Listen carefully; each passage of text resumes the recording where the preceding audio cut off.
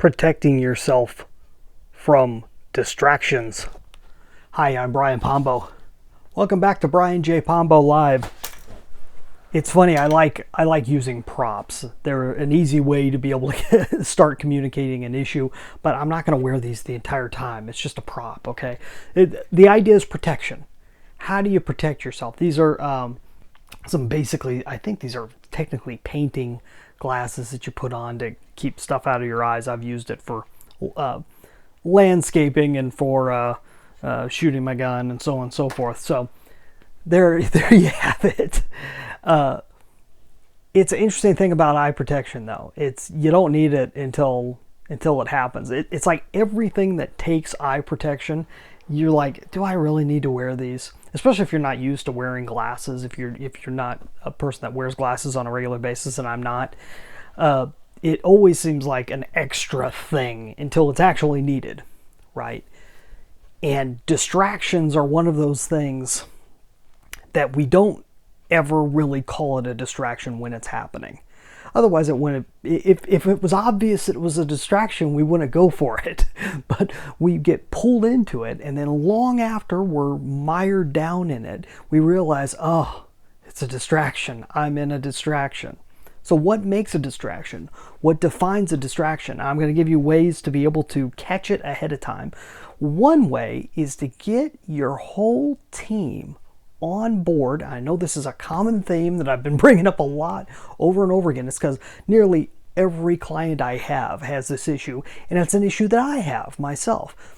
If you have a team, if you have anyone that you would consider a team member, I don't care if you're a solopreneur, you've got your own business, and you have a wife, or you have an assistant, or anybody that you communicate with, bring them in to help keep you on track. Because it's very common to get off track. It's so easy. It's easy, and this doesn't matter what personality you are. It's very easy to get off track. Certain personalities or certain people with certain conations sometimes will get too focused in one thing, and in that way, they will go too deep on something when they need to go a little bit wider, but that's a distraction unto itself. The more common distraction that you'll see, though, is things that have nothing to do with the end goal. So if you have teammates of any type, you need to define, help, or to show them what your end goal is, where you're looking to go with something, what your main focus is, what time you're looking to get there, and to give them the power to point it out without you flying off the handle, to point out when you're doing something that doesn't appear to be towards that goal. You have to have this in place. If you have it in place and you start practicing it and you start catching yourself and having them catch you, and don't be offended by it, even though they may not understand. Maybe it is towards your goal, but most of the time it's stuff that has nothing to do with our goal. So yesterday's episode, we were talking about apps, about building an app, and how it's very, very common for companies to go off and build an app because they think they need an app, because it's a nice shiny object to get caught up in. And it's not, they don't necessarily have a reason behind it. And if there is a long-term goal set by the company of any sort, it doesn't match into it. It doesn't tie into it. It doesn't mean that it can't, but it's a tool. It's not the thing itself. The thing itself is something bigger in most cases, obviously. An app may be the end goal, but that's something different. You have to have the goal first. You have to know where you're going. Have a timeline or of some sort.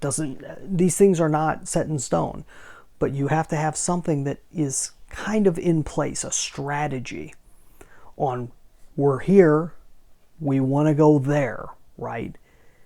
And what are the steps necessary to get there? As you go along that process, you're going to find distractions. Things that pull you out over here and pull you out over here, away from your line, away from where you're looking to go. That's a distraction. A distraction is anything that pulls you away from where you know you're supposed to be focused on. And it doesn't mean that that distraction isn't a bad idea. Just because it's a shiny object doesn't necessarily mean it's bad. And it doesn't mean that distraction can't fit into your timeline. But you have to make it fit. It's got to fit into what you're going, into where you're going and what you're doing. If it doesn't, it's a distraction. Now, maybe you've got time set aside for distractions. You know, I'm not saying your whole life has to be wrapped up in this one goal, but you have to know that it's separate from what you're trying to accomplish. If you know that, if you acknowledge it, if you set time aside for it, and you realize that the time you're setting aside is taking away from the time that you would have put toward the process, toward that long walk to your goal, then you're good. That distraction's not bad. But if you want to protect yourself from distractions, if you have a long-running issue with falling into things that don't take you anywhere good, then you got to get other people on board and you got to start paying attention to it yourself. And you can't get caught up with, well, just because the idea came to me, it must be a good idea. It must be the right thing to do because I came up with it. This is very common in business owners. I know because I is one, you know, and it's very common to think that every idea you come up with is brilliant and needs to be explored, and it just doesn't. You'll go nuts if you do that, and you'll never accomplish what you know is possible in your business. That's the whole point of having a business, is to actually accomplish something, to provide value and to go somewhere with what you're doing. So hopefully that's helpful to you.